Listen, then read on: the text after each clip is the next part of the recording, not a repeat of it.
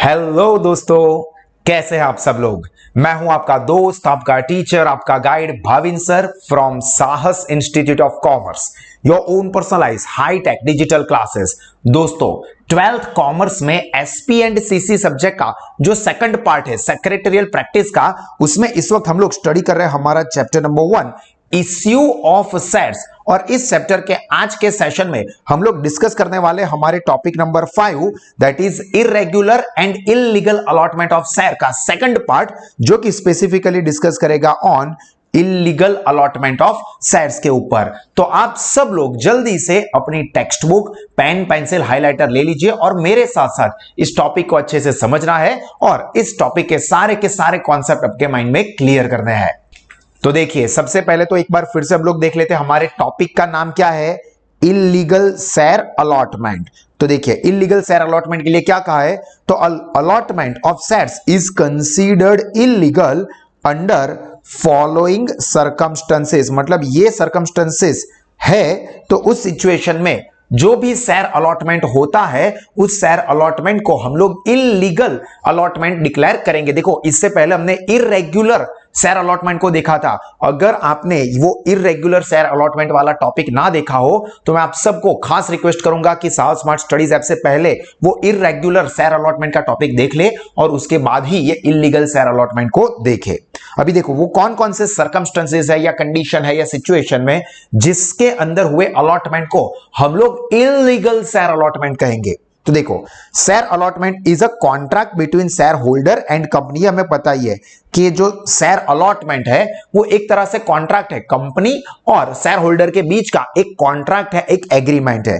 Now such contract can be called a valid contract, valid यानी कि genuine contract only when all essential elements which are required for a valid contract are present। अभी है ना दोस्तों, मैं आपको knowledge के लिए बता दूं कि इसके लिए जो यहां पर कॉन्ट्रैक्ट एक्ट बात कही है कि एक कॉन्ट्रैक्ट है और उसके लिए कॉन्ट्रैक्ट के अंदर जरूरी सारे एलिमेंट्स होने चाहिए, तो वो कॉन्ट्रैक्ट एक्ट 1872 करके एक पूरा डिटेल चैप्टर होता है जो कि आपको नो डाउट 12th के लेवल पे नहीं है, बट अगर आप लोग फ्यूचर में सीएस करते हो या सीए का कोर्स करते हो या तो फिर आप बीकॉम करोगे तो उसके अंदर भी ये इंडियन कॉन्ट्रैक्ट एक्ट 1872 आपको पढ़ने में आएगा, जिसके अंदर ये सारी चीजें बताई हुई है कि वो कौन से एसेंशियल एलिमेंट है। एसेंशियल एलिमेंट यानी कि जरूरी रिक्वायरमेंट वो कॉन्ट्रैक्ट के अंदर होती है तो ही उसको हम वैलिड कहते हैं। नाउ एनी अलॉटमेंट, ये अपने लिए मेन डेफिनेशन है, any allotment made in absence of such element. अब सच एलिमेंट का मतलब क्या, एसेंशियल एलिमेंट आप वर्ड यूज करोगे,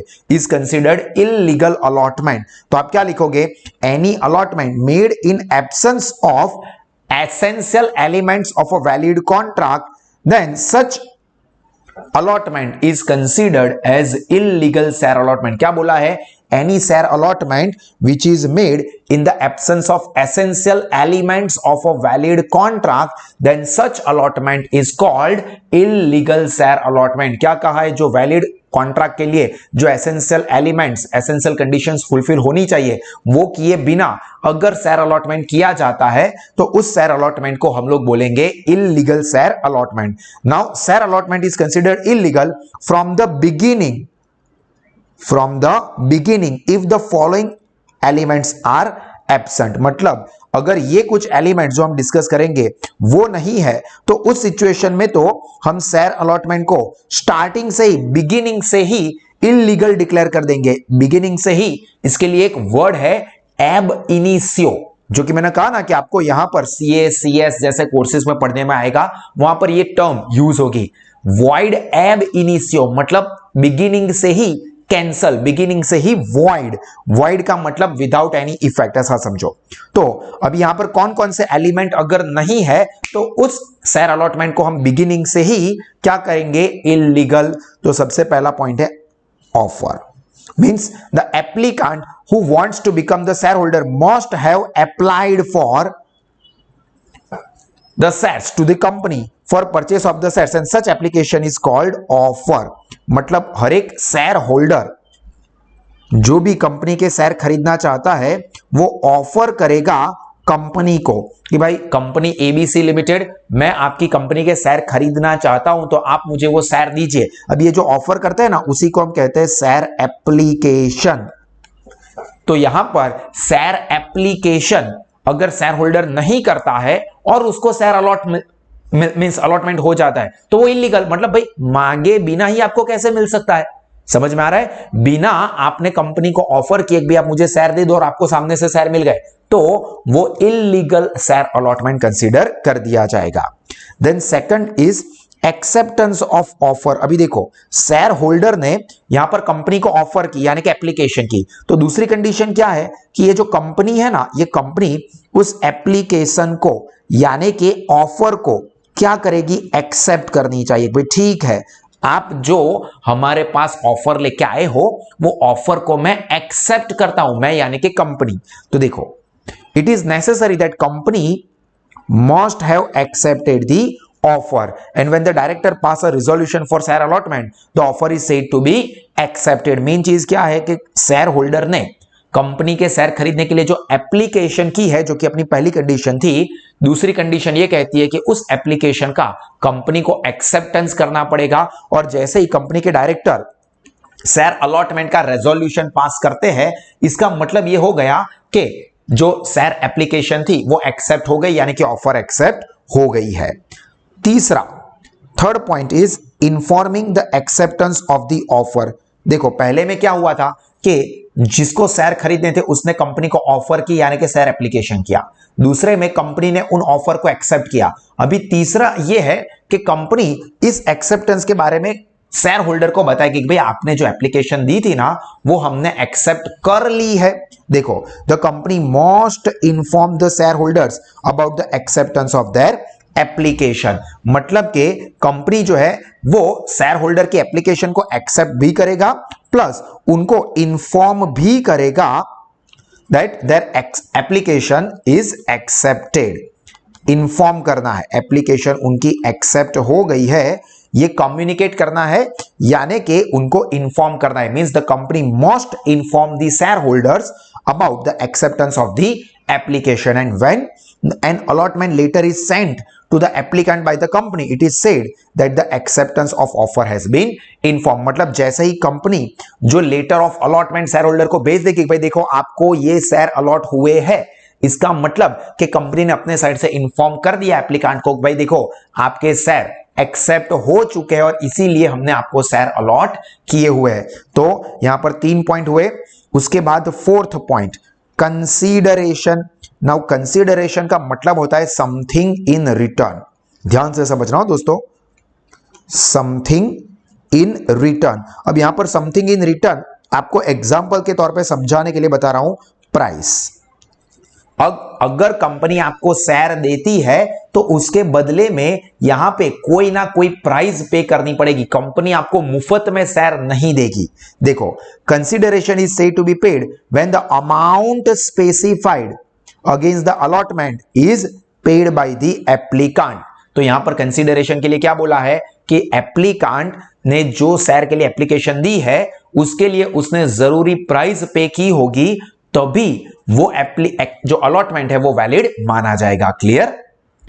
तो पहले ये 4 पॉइंट कवर हो गए, वो आपको समझ में आया। तो देखो, यहां पर अपनी जो ए कैटेगरी में 4 पॉइंट थे कि कब जो अलॉटमेंट है वो बिगिनिंग से ही इलीगल माना जाएगा, तो ऑफर नहीं है, एक्सेप्टेंस नहीं है, एक्सेप्टेंस का कम्युनिकेशन नहीं है, या कंसीडरेशन नहीं पे किया है, तो उस सिचुएशन में शेयर अलॉटमेंट को बिगिनिंग से यानी कि स्टार्टिंग से ही इलीगल माना जाएगा। इसके अलावा 3 और कंडीशन याद रखनी है। If shares are allotted against the provision, देखो shares are allotted against the provision of the article the allotment is considered illegal. Article मतलब एओए, कंपनी के एओए आर्टिकल के अगेंस्ट में जाके कंपनी ने कोई शेयर अलॉटमेंट किया है तो वो भी इलीगल माना जाएगा। क्या है?